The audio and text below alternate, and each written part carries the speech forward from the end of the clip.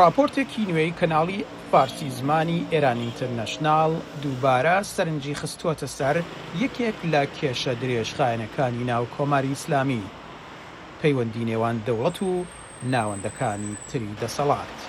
بەپێی ئەو راپۆرتە سەرچاوەیەکی ئاگادار وتوویەتی کە مەسعود پزیشکیان لە نامەیەکی توند و بێوێنەدا بۆ موجتەبا خامنەیی وێڕای دەست لە کارکێشانەوە هۆشداری دەدات کە بەشێکی گرنگی سیستەمی بڕیاردانی وڵات بە شێوەیەکی کردەوەیی کەوتووەتە ژێر کۆنتڕۆڵی فەرماندەکانی سوپای پاسداران و دەوڵەت لە بڕیارە گرنگەکانی وڵات لابراوە، بۆیە ئەو چیدی کە ناتوانێت ئەرکەکانی خۆی جێبەجێ بکات. ئەگەر چی کاربەدەستانی دەوڵەت و میدیای سربەدەوڵەت و هەروەها نزیک لە سوپای پاسداران ئەم راپۆرتەیان ڕەت کردواتەوە، دەرکەوتنی سەرۆک کۆمار بە تیشێرتەوە لە ناو کۆبوونەوەیەکی فەرمیدا دۆخەکەی زیاتر گوماناوی کرد. آقای پزشکیان اکنون در شرایطی قرار گرفت. دۆخی ئێستای پزیشکیان زۆر جیاوازیەکی لەگەڵ دەست لە کارکێشانەوە نییە. سەرەتا لە ڕووی ئابووریەوە هیچ کارێک ناتوانێت بۆ کێشەکانی خەڵک بکات. لە ڕووی سیاسیەوە دۆخێکی بە تەواوی کارە سادباردا ئارەدایە. لە سێدارە دانەکان دەست بە سەرکردنی خەڵک پزیشکیان لەو بارەوە هیچ ناتوانێت بکات. لە ڕووی کۆمەڵایەتیەوە و لە ڕووی ئینترنێتیەوە هەموو ئەزانن کە دۆخەکە چۆنە. لە کەیسی ناوەکیشدا نەدەتوانێت کارێک بۆ پرۆسەی وتوێژەکان بکە، نە بۆ بەشداری لە وتوێژەکان، نە بۆ ڕەتکردنەوەی وتوێژەکان و نە بۆ گۆڕانکاری لە فۆرم و خواستەکانی ئێران لە ویلایەتە یەکگرتووەکان. لە هەر ڕەهەندێکەوە کە چاوی لێ ئەەکەین، دۆخی ئێستای پزیشکیان خۆی وەکو دەست لە کارکێشانەوەیە. ئەم دۆخەش ئەو ئەخاتە بەردەم دوو بژاردە، یا بەڕاستی دەست لە کار بشێشێتەوە، یان ئەو ڕۆڵە پەراوێزیەی کە پێی دراوە قبول بکات و بێدەنگ بێت. جیان لە ڕاست و درۆیی، بەڵام ئەم هەواڵانە دووبارە بیرخستنەوەی مێژوویەکی درێژە لە ململانەی نێوان سەرۆک کۆمارەکانی ئێران و ڕۆڵی سیاسی، ئابووری و سەربازی سوپای پاسداران و بەیتی ڕێبەری. لە سەردەمی سەرۆک کۆماری محەممەد خاتەمی زۆرێک لە ڕفۆرمخوازەکان سوپای پاسدارانیان بە حزبی سەربازگەی ناودەبرد و تاوانباریان دەکرد بە دەستێوەردان لە سیاست. خاتەمی جارێک وتبووی کە سەرۆک کۆمار لە ئێران تەنها بووەتە بەرپرسی لۆجستیک.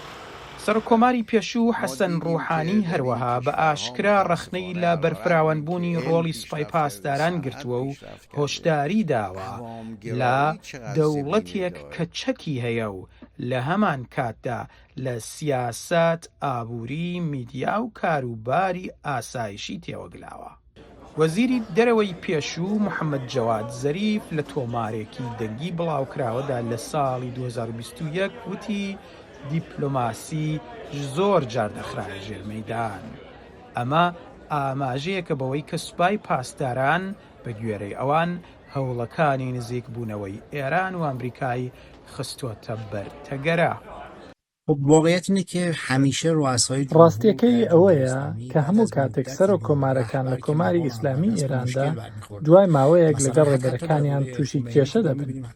کاتێک خومینی لەسەر کار بوو، خامنەی سەرۆک کۆمار بوو، تووشی گرفت هاتن. لە سەردەمی ڕێبەری خامنەیشدا ئەم دۆخە هەر بەردەوام بوو. هاشمی ڕەفسەنجانی لە خولی دووەمدا، خاتەمی لە خولی دووەمدا، ڕۆحانی لە خولی دووەمدا، تەنانەت ئەحمەدی نەژادیش لە خولی دووەمیدا دووچاری هەمان کێشە بوون لەگەڵ خامنەی. ئەمەش لەبەرەوەیە کە سنوورەکانی دەسەڵات بە شێوازێکن کە سەرۆک کۆمار بەکردەوە هیچ دەسەڵاتێکی ئەوتۆی نییە. واتە سەر ڕای ئەوەی کە بەرپرسیارە، بەڵام دەسەڵات و بڕیارە گرنگەکان لەلای ڕێبەر ماونە. بەڵام ئایا سەرۆک کۆمار لە ئێراندا توانایی ئەوەی هەیە دەست لە کار بکێشێتەوە؟ از اون طرف در واقع استعفای رئیس دەست لە کارکێشانەوەی سەرۆک کۆمار لە کۆماری ئیسلامی ئێراندا تابۆیەکی گەورەیە. بۆ نمونە لە سەردەمی خاتەمی ئەم باسە لەژێر ناوی دەرچوون لە دەسەڵات هاتە ئاراوە. ئەو کات گوتیان کە مادەم پێشنیازەکانی سەرۆک کۆمار پەسەند نەکراون، ئەو پێویستە دەست لە کار بکێشێتەوە و لە دەسەڵات بێتە دەرەوە.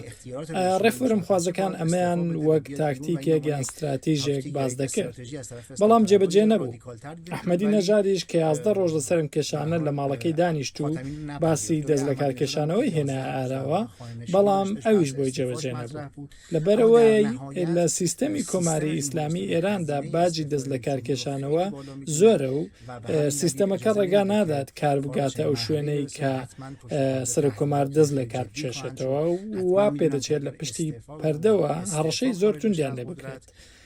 ئەوان باگەری زۆرەوە دەزانن کە ئەگەر دەست لە کار بکێشنەوە ئیتر داهاتوێکیان لە کۆماری ئیسلامیدا نابێت.